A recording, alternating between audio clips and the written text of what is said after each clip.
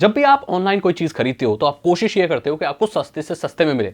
कोई ऐसा तो नहीं दिखता भाई महंगे से महंगे में कोई चीज़ मिले, नहीं। कोई चीज़ अगर जितने सस्ते में मिल सकती है, डिस्काउंट में मिल सकती है, कूपन लगा के मिल सकती है, तो आप पूरी कोशिश करते हो। जब भी सेल आती है, जब भी एक्सचेंज ऑफर आते हैं, ईएमआई आता है, कोई पर्टिकुलर किसी बैंक का क्रेडिट कार्ड से आप लेते हो तो आपको डिस्काउंट मिलता है, लेकिन वो रियलिटी नहीं है। आखिरकार 0% जो ईएमआई है उसकी रियलिटी क्या है? वाकई में अगर आपको कोई सही में डिस्काउंट ज्यादा दे रहा है, इसका मतलब वो चीज पिट चुकी है, क्योंकि पैसा सबको प्यारा भाई।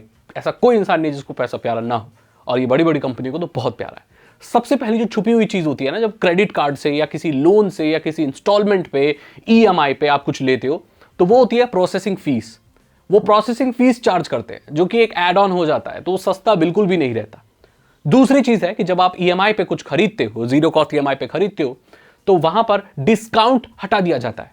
यानी कि नॉर्मली अगर आप कैश देके या ऑनलाइन डायरेक्टली पे करके कोई चीज खरीदोगे तो वो 3,000 रुपए की मिलेगी, लेकिन वही चीज अगर आप ईएमआई पर खरीदोगे तो 3,200, 3,300 या 3,400 की मिलेगी। यानी कि आप ईएमआई पे खरीद तो रहे हो, जीरो कॉस्ट ईएमआई है, लेकिन एमआरपी से ऊपर आपको चार्ज वो लोग करा रहे हैं। यानी कि जो डिस्काउंट मिलता है वो आपको नहीं मिल रहा है, तो वहां से वो लोगों ने पैसा कमा लिया। आपको ये लग रहा है कि ईएमआई पे खरीद के आपने पैसा कमा लिया, लेकिन रियलिटी ये है कि कंपनियों ने आपसे और पैसा निकाल लिया। आपके बैंक के वो क्रेडिट कार्ड वालों ने और ये सेलर वालों ने, दोनों ने मिलकर आपसे ज्यादा पैसे खींच लिए। यही रियलिटी है। और जब कोई चीज इंसान किस्त पर खरीदता है या कर्ज लेकर खरीदता है या ईएमआई पर खरीदता है, इक्वेटेड जो इंस्टॉलमेंट्स होती है, इक्वेटेड मंथली इंस्टॉलमेंट्स बोलते हैं ना उसको, ईएमआई को, उसकी फुल फॉर्म होती है।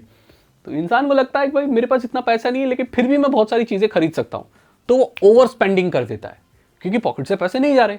आप भी देखोगे जब से यूपीआई वगैरह आया है तब से हम लोग ज्यादा खर्चा करने लगे, बिकॉज हम जब कहीं पे करते हैं तो हम नोट नहीं देते हैं। जब इंसान नोट गिन कर देता है तो उसे एक्चुअली में पता चलता है कि वो ज्यादा खर्च कर रहा है, लेकिन वही चीज अगर वो यूपीआई से करेगा तो वो उस चीज को रियलाइज नहीं करता, क्योंकि हमारे सबकॉन्शियस माइंड में दिखने वाला पैसा पैसा होता है, उन डिजिट्स को वो पैसा हमारा जो दिमाग है, सबकॉन्शियस माइंड, वो कंसिडर नहीं करता। इसलिए हम लोग ओवर स्पेंडिंग कर देते हैं।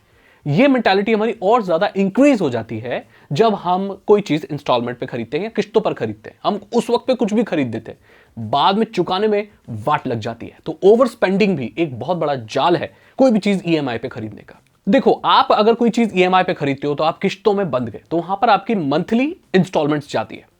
अब अगर आप चाहो तो उन इंस्टॉलमेंट्स को पहले भी पे करके अपने जो लोन है या जो भी कुछ है उसको चुका सकते हो, जो भी आपने किस्तों पे खरीदा है। लेकिन जब आप अर्ली सेटल करते हो तो आपको ज्यादा पैसे पे करने पड़ते हैं।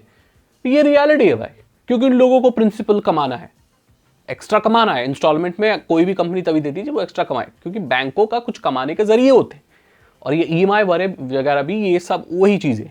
तो अर्ली अगर सेटल करोगे तो ज्यादा पैसे देने पड़ेंगे, ये बात आपको कोई नहीं बताएगा। तो बहुत सारी चीजें, स्मार्टफोन, कंप्यूटर, गेमिंग पीसी या जो भी इलेक्ट्रॉनिक्स है जो आप ईएमआई पे खरीदते हो, वो किसी पर्टिकुलर कार्ड पे, मैं उस बैंक का नाम नहीं लेना चाहता, वो बहुत फेमस बैंक है, तो उस बैंक के क्रेडिट कार्ड से अगर आप कुछ चीज लेते हो तो ही आपको डिस्काउंट मिलता है। सुना होगा ना आपने भी।